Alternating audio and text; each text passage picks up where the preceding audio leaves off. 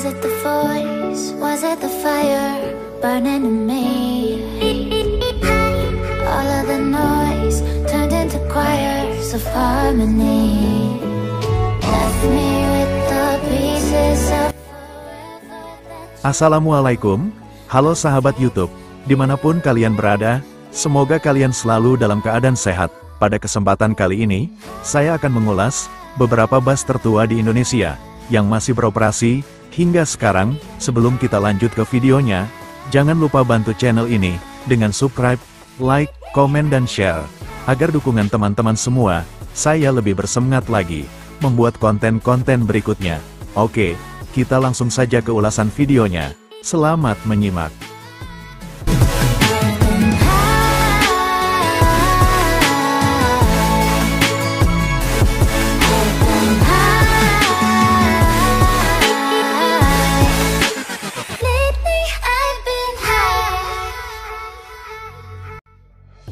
Indonesia memiliki sejarah panjang dalam pengembangan transportasi umum, terutama dalam hal bus. Meskipun telah beroperasi selama puluhan tahun, beberapa perusahaan otobus PO masih eksis hingga saat ini di seluruh negeri. Selain menyediakan layanan transportasi yang reliabel, PO Bus juga memiliki peran penting dalam sejarah perjuangan kemerdekaan bangsa. Dalam beberapa dekade terakhir, perkembangan teknologi telah mempengaruhi beberapa perusahaan bus tua ini, tetapi mereka tetap mempertahankan tradisi dan keaslian mereka. Kita akan membahas beberapa PO Bus tertua di Indonesia yang masih aktif hingga sekarang.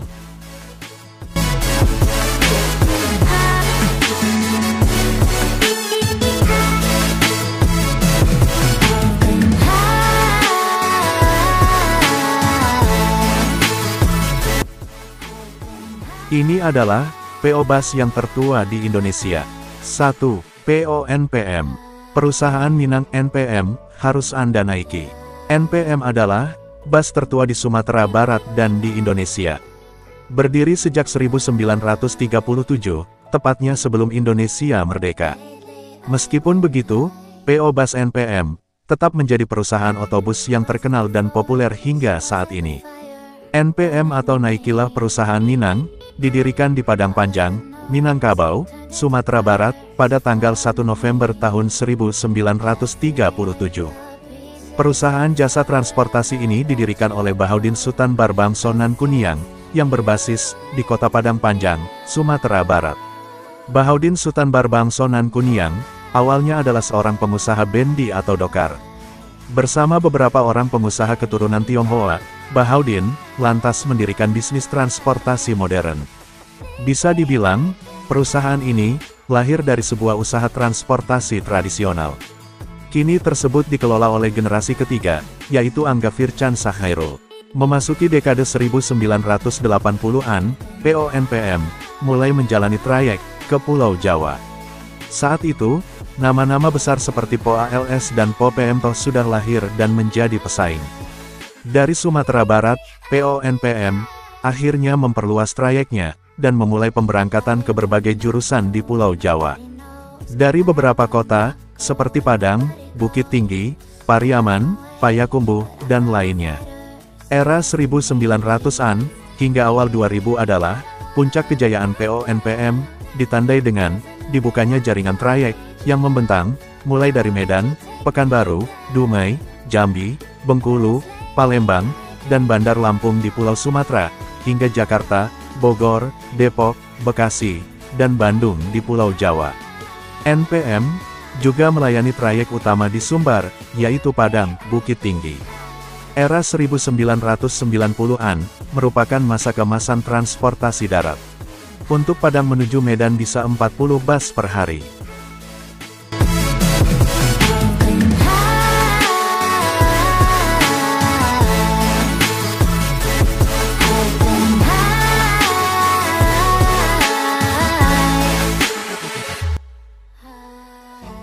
Dua, Bus Damri. Damri bukan hanya PO Bus baru.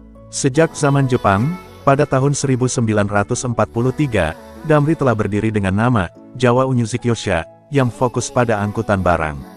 Selain itu, Zidosa Sokyoku juga mengangkut penumpang dengan kendaraan bermotor atau bus. Setelah Indonesia merdeka, Jawa Unyusik Yosha berganti nama menjadi Jawatan Pengangkutan. Untuk angkutan barang, dan Zidosa Sokioki berubah menjadi Jawatan Angkutan Darat yang khusus mengangkut penumpang. Selama perjalanannya, Damri mengalami beberapa perubahan status, dari Badan Pimpinan Umum Perusahaan Negara BPUPN pada 1961 menjadi Perusahaan Negara PN setelah BPUPN dihapus pada 1965. Selanjutnya, Damri beralih status menjadi Perum berdasarkan PP Nomor 30 Tahun 1984, dan statusnya sebagai Perum disempurnakan dengan PP Nomor 31 Tahun 2002.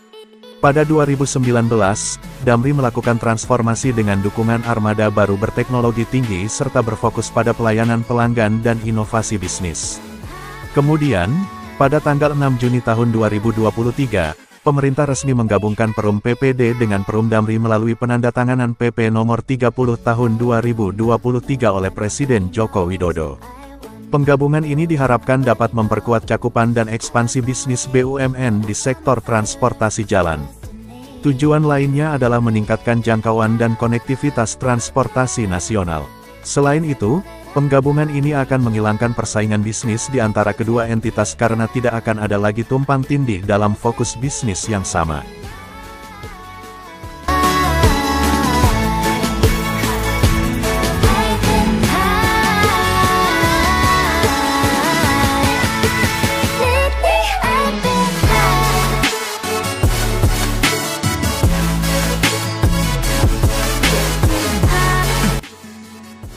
Tiga, PO Medal Sekarwangi. PO Medal Sekarwangi, yang telah beroperasi sejak tahun 1950-an, masih melayani perjalanan lebaran dengan menggunakan bus-bus baru.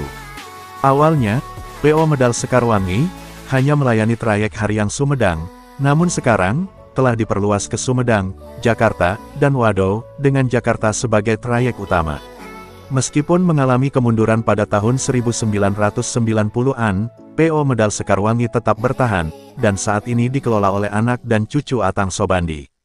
PO ini menyediakan layanan jasa transportasi, seperti bus antar kota antar provinsi AKAP dan antar kota dalam provinsi AKDP.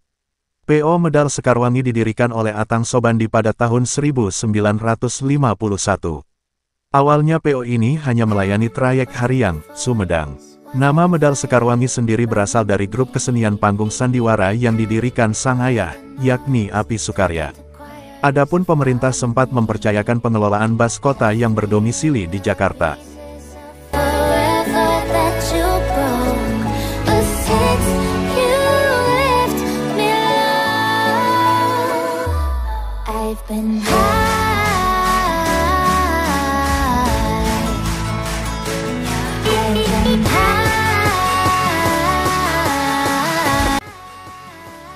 Empat, PO Choyo. PO Bus ini bisa dikatakan sebagai pelopor angkutan umum bus Jawa Tengah Jateng.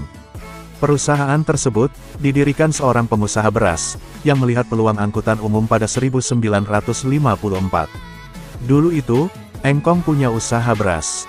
Jadi waktu itu punya truk beras, waktu perjalanan dari pabrik beras sampai ke rumah banyak orang ikut truknya. Jadi banyak orang yang mau ikut dari kota ke kota lain. Mulai dari situ, punya ide, bagaimana kalau truk yang bekas perang dirombak jadi bus kayu, ujar Direktur PO Choyo. Berawal dari ide tersebut, sang pendiri PO Choyo kemudian meminta izin pemerintah daerah Pemda untuk menggunakan truk-truk perang peninggalan Belanda, yang banyak terbengkalai di Tegal. Choyo dulu renggak ada bus, kita pakainya truk. Engkong saya itu ambil truk bekas Belanda. Jadi, yang sudah jatuh di parit diambil sama Engkong, atas persetujuan pemerintah daerah, boleh nggak ini diambil dan untuk usaha, kata Untung. Selain memiliki usaha beras dan membuka jasa transportasi, Untung mengungkapkan kakeknya memiliki usaha hotel dan vulkanisir ban. Banyak usaha yang dijalankan, generasi kedua atau ayah dari Untung diminta membantu di PO Choyo.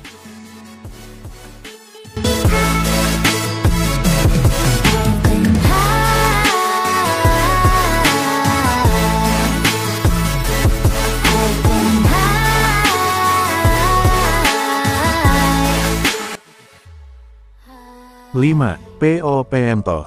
Pemtoh, yang berasal dari Aceh, adalah salah satu perusahaan otobus tertua di Indonesia.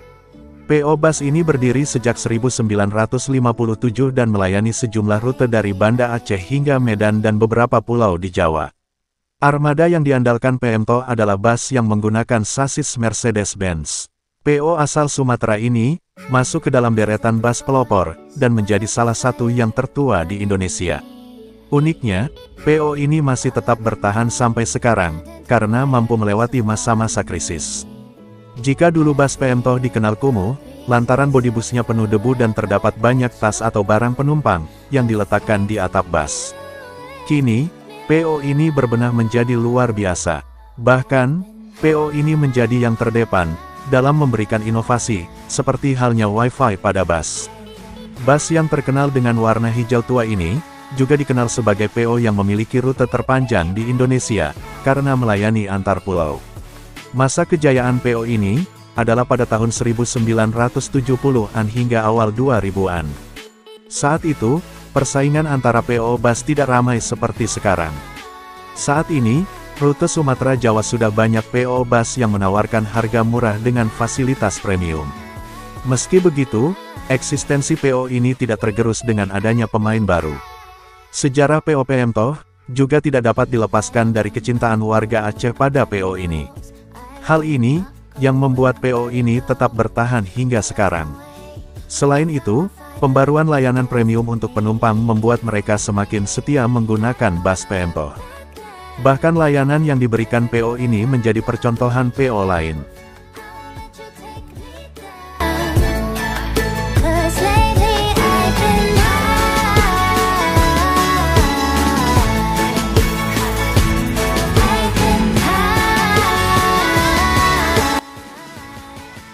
Lima, POALS.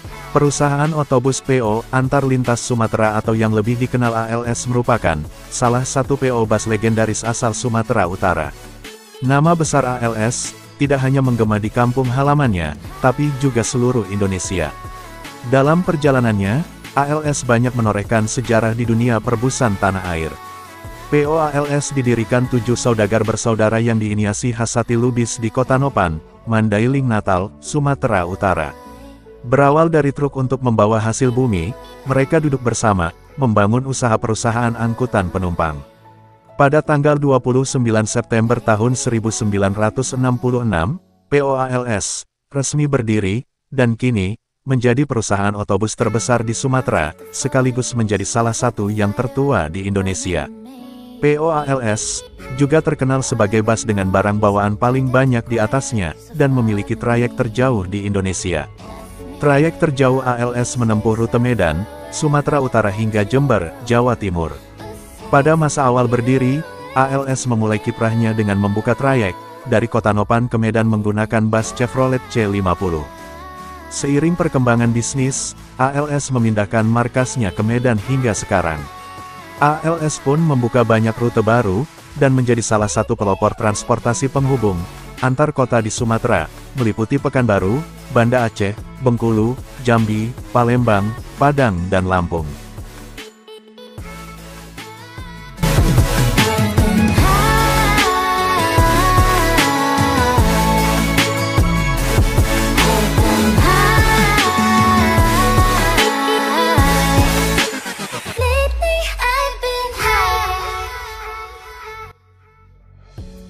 Delapan, PO Pahala Kencana. PO Pahala Kencana merupakan salah satu perusahaan otobus PO legendaris di Indonesia.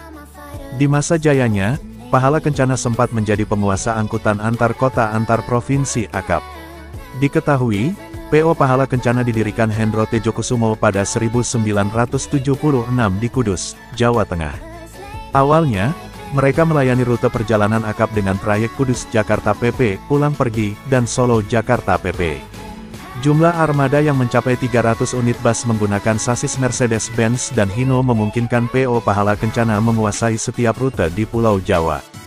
Bahkan, kabarnya mereka memiliki sekitar 42 kantor dan 392 agen penjualan yang tersebar di berbagai titik. Namun, pamor PO Pahala Kencana mulai meredup karena munculnya perusahaan otobus yang menawarkan armada baru dengan fasilitas mewah. Ini membuat eksistensi Pahala Kencana mulai goyah. Dikabarkan, keterlambatan dalam meremajakan armada menjadi salah satu penyebab PO Pahala Kencana mulai ditinggalkan pelanggan setia. Belajar dari hal tersebut, mereka mulai berbenah dan melakukan peremajaan bus untuk kembali menarik pelanggan. Was it the voice? Was it the fire burning in me? All of the noise turned into choirs of harmony. Left me with the pieces. 7. POOBL atau Safari Dharma. Pada awal berdiri, PO ini hanya melayani rute-rute jarak dekat seperti Magelang Ngadirejo dan Surabaya Malang. Baru pada tahun 1974, PO ini mulai melayani rute jarak jauh Yogyakarta-Jakarta, Jakarta-Denpasar, dan Temanggung-Yogyakarta-Denpasar. Pada tahun 1984, PO ini mulai fokus dengan layanan bus malam dan memberikan kelas eksekutif. PO yang didirikan oleh Darmo Yuwono ini, baru menyerahkan kepemimpinan di tangan generasi kedua pada 1989. Pada tahun 1997, PO Safari Dharma Raya, mulai melakukan ekspansi bisnis dengan membuka rute Jakarta-Mataram dan Temanggung-Mataram. Kemudian pada tahun 1999, PO ini membuka layanan bus Bandara Juanda, Surabaya dan pada tahun 2002, mulai membuka di Bandara Ngurah Rai Denpasar. Terkait urusan armada, PO ini tergolong sering berganti perusahaan karoseri pembuat bodi, mulai dari karoseri Restu Ibu Pusaka, karoseri Adiputro. PO ini juga sempat menggunakan sasis Mercedes-Benz OH 1830 dan 1836. Saat ini PO ini memiliki kantor di Jalan Kebayoran Lama nomor 40, Jakarta Selatan dan Jalan Diponegoro nomor 25, Temanggung.